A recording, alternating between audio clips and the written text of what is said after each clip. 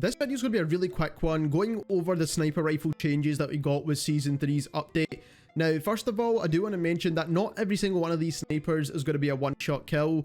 Even though they're in the sniper rifle category, it does not mean they're a heavyweight sniper, and they don't have the special attachment that makes them a one-shot sniper. Now, what you're actually going to be looking for here is the ammunition type to be explosive. Now, the only 4 sniper rifles actually have this, and I'll show you all of those guns throughout this video. I do want to mention that I have tried to kind of test this. It's kind of hard to do that, especially at super far ranges in public matches.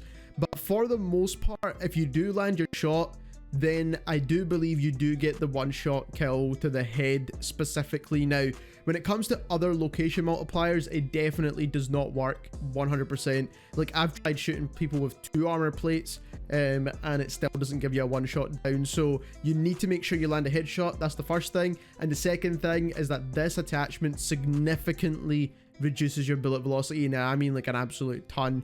So we're going to run through some quick builds of the 4 snipers that are in question here. So first of all, we've got the MCPR. This actually got added to the MCPR, this attachment. It wasn't originally here, but now it is, and you can use this for that one-shot kill potential.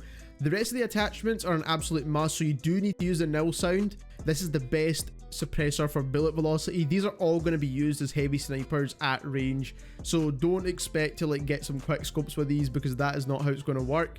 This is going to give you the best bullet velocity. Then you do want to use the OMX barrel again for the best bullet velocity, and that is the main thing we're focusing on, because the amount that this attachment tanks your bullet velocity is ridiculous.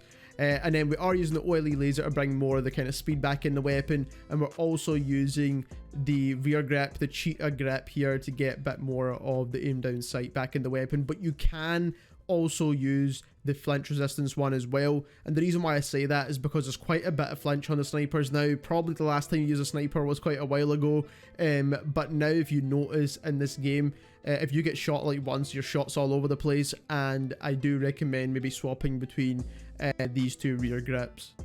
Moving on to the next gun is the Victus. I did mention this earlier, but you do also get the 50 cal explosive ammo with this one as well, so that is obviously what you want to equip. Again, similarly, we're going for bullet velocity here. Now, the only unfortunate thing when it comes to the Victus is that the best barrel for bullet velocity is the Mammoth, but if you do equip the Mammoth here, it actually doesn't allow you to use any suppressors with it, which is a bit unfortunate. So what you actually want to use here is the Mac Super, and also pair that with the Bruin counter ops. Now, it's going to give you similar bullet velocity to what the Mammoth barrel would do by itself, but allows you to be suppressed as well, so you might as well get that bonus with it. So like I said, do this pairing, it would be better for you. Then you do want to use a laser for the better aim down sight speed. Once again, it's going to be the 7mm laser for the best possible ADS. And then when it comes to rear grip, again, you could choose your personal preference. You could either choose the Bruin Q900 for the better aim down sight and sprint to fire, which will definitely help, or you could choose the flinch resistance one instead. Again, this will also help. Like I said, there's quite a bit of flinch on snipers right now. So the next gun that has this ammo type is the Signal 50, and the Signal also does have the 50 cal explosive ammo, so like I said, this is what you need. And I did test this gun, and it does give you a one-shot kill to the head with the explosive rounds, even though it's usually a 2-shot. That is how the Signal works. But the good thing about this gun is that it does fire really quickly, so obviously you can get that next shot off, but there is quite a bit of recoil on it now, especially with the explosive ammo. When it comes to bullet velocity on the Signal, you do need to use the Bruin counter op suppressor. Once again, it is the best when it is available. The Kilo 50 is the best barrel for the Signal. Again, this is going to give you the best possible bullet velocity. And then we are using the OLE laser once again for the better aim down sight speed. And then also we are using the aim down sight speed grip. Once again, similarly to before, you can use the flinch resistance grip. Last but not least, we've got the new JFX Imperium, which has got the explosive ammo once again, and the build is going to be kind of the same as before. So the nil sound is actually the best suppressor. I actually made a mistake in my previous video going over the best build for this gun. the nil sound is better than the Brune Agent when it comes to bullet velocity. Now you do want to use the Fahrenheit barrel. This is the best barrel for this gun for sure. It's either this or the CROs, and I'm going to obviously try and do some testing to see which one is the best when it comes to bullet velocity.